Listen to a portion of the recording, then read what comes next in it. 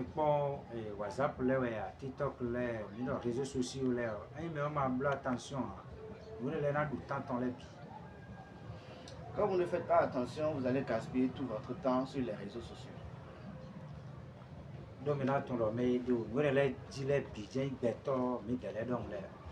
Parce que vous devez comprendre que ce n'est pas tous ceux qui sont sur ces réseaux sociaux qui sont des êtres humains comme vous et moi. Mais les refus ne il y a zone à deux temps pour nous mettre. Il y a certains qui ont reçu la mission de faire perdre du temps aux autres. Ouais, nous, moi, des minons mollet. Mais maman, ton aïe, elle a alors que du body le coup de nous. C'est cela les choses drôles que vous visualisez très souvent. Pour ceux qui ne savent pas, ils penseront qu'il s'agit tout simplement d'une chose pour rire, alors que ce n'est pas le cas. C'est une mission spéciale que l'intéressé a reçue sans savoir parce que c'est un esprit qui est derrière et qui fait ce genre de choses. Nous supposons, mais les portables sont dans l'homme, pour alors que moi j'aime. Pour le TikTok, vous dites, pour le filet, pour le caca, le gant qui roule beaucoup, ça m'a rodé, ça m'a ramé au quoi. Prenons le cas de celui qui a passé son temps à scroller sur les réseaux sociaux pendant près d'une heure sans prier et sans rendre gloire à Dieu, ce n'est pas bien.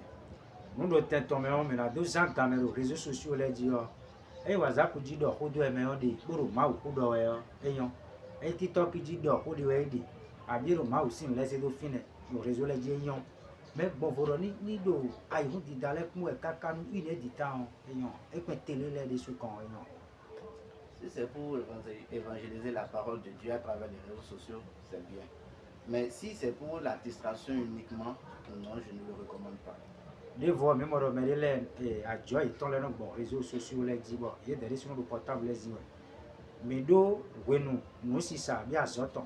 Moi, mais les deux, oui, nous, des deux, nous, et quand moi aussi, Pour ceux qui vendent aussi à travers les réseaux sociaux, ils doivent comprendre qu'il y a un temps pour tout. Il y a un temps pour la parole de Dieu et il y a aussi un temps pour ce qui concerne la vente et la publicité sur les réseaux sociaux. Ils doivent donc faire la part des choses et mettre chaque chose à sa place. Mais l'idée, mais le baron, si vous nous dire l'air. Prenons l'exemple de la Coupe du Monde présente qui se déroule. Maintenant, mon mec, qui nous temps et ton là, nous, Vous remarquerez que beaucoup de personnes perdent du temps pour cette distraction. Maintenant, il y a des et nous avons beaucoup de choses au moins nous avons gagné au moi, qui gagne beaucoup à Dali. Vous remarquerez qu'un match fait 45 minutes fois 2 et qu'avant que ça se termine, nous gagnons banalement un peu plus d'une heure 30 ou plus. Là, mais quand il y a une idée, Alors que cela ne nous donne rien, cela ne nous apporte rien comme enseignement. Nous supposons jouer les mots et Jésus de Sia. Sachez que ceux que vous regardez jouer à la télévision n'ont pas reçu Christ. L'idée mais des deux temps à dire fait bon, il est de leur bas mais hôtel les vêtements et des non bon. Ben des ton quoi. La manière dont nous nous essayons de mener une vie pieuse en Christ, ce n'est pas le même cas chez eux. Eux autres, c'est la vie mondaine qu'ils mènent à travers les buvettes, les hôtels et autres. Donc nous sommes totalement différents. Ah, si drogue, nous ne l'aimons pas, kéké, ton là non. Les boissons alcoolisées, les drogues et consorts, c'est dans ça que la plupart d'entre eux restent. Maintenant, donc, maintenant, mon kéké, ton là non, le tatouage, donc, tout son ouais, non, le dat, là. Nous, il y a les clés. À titre d'illustration ou de preuve, vous allez remarquer que la plupart d'entre eux passent leur temps à faire des tatouages sur le corps ou à changer de coiffure très souvent. C'est une manière de refléter réellement ce qu'ils sont. Bon, peut-être ouais, des deux temps pour enseigner le haut temps. Et quand est-ce que ces personnes-là ont le temps pour écouter la parole de Dieu? Il y a de là, ils tombent à Waïdi. Mais des sous, ils font face à ça, ils tombent les bois. Eux, ils font leur travail, nous aussi, faisons le nôtre. Et le baron de Dieu, mais on va y aller, on va y aller double soir, et sous un niveau. Mais il m'a dit, béton, Dieu de nous met une lettre pour moi.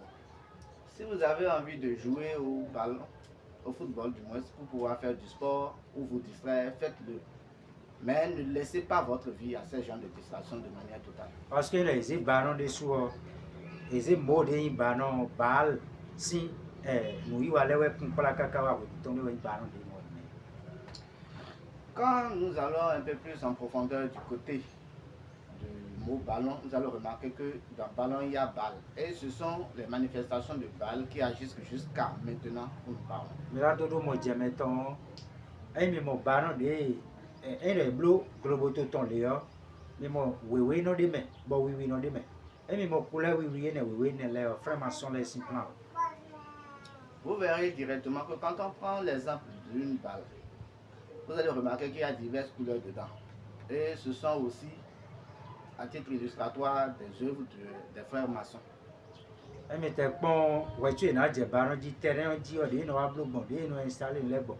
Et puis, béton 22 dit non à goumé les bio, chiffre les bio, frère maçon les simples. Quand vous regardez correctement le dispositif qui est mis sur pied avant même que les joueurs ne pénètrent sur le terrain, jusqu'à la fin du match, vous allez remarquer qu'il y a un ordre établi et préétabli qui provient carrément des frères maçons. Mais là, on béton 22, mais de l'air Europe, mais de l'air sous Europe, chiffre les bio, terrain dit signe.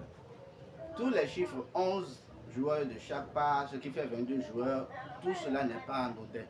C'est fait dans un calcul précis. Amen. Amen. Là, nous avons dit, Ce que je dis, c'est de ne pas gaspiller beaucoup de temps pour ce genre de choses. Et mais bien, il faut pas que les baron qu'on ait quelqu'un gagne au repos. Pour de mes bibles, quelqu'un gagne au repos. Mais le bible, il y a un soudé. Et puis, nous avons dit, ma tête, donc, spiritualité, il faut pas que l'énergie de Djidji.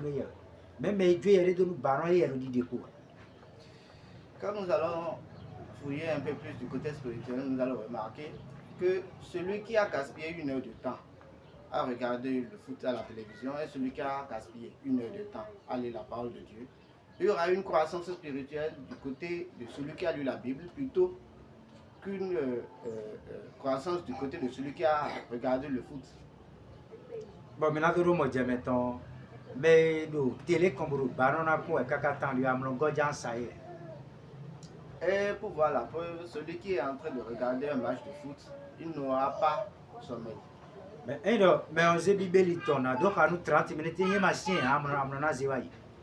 Mais quand la personne prend la Bible pour pouvoir la lire pendant 30 minutes, s'il n'est pas assez courageux ou assez fort, il va laisser place au sommeil. Amromazei, à nous qu'on avait. Et n'a donné ni le coup tomber sur un don, on comprend. S'il n'a pas sommeil, c'est qu'il aura mal aux yeux ou il aura divers mots dans le cadre de pouvoir le faire décourager afin qu'il laisse la parole. Mais il met un job, Bible, double gender, vous comme Amlona Honey, pour aïe.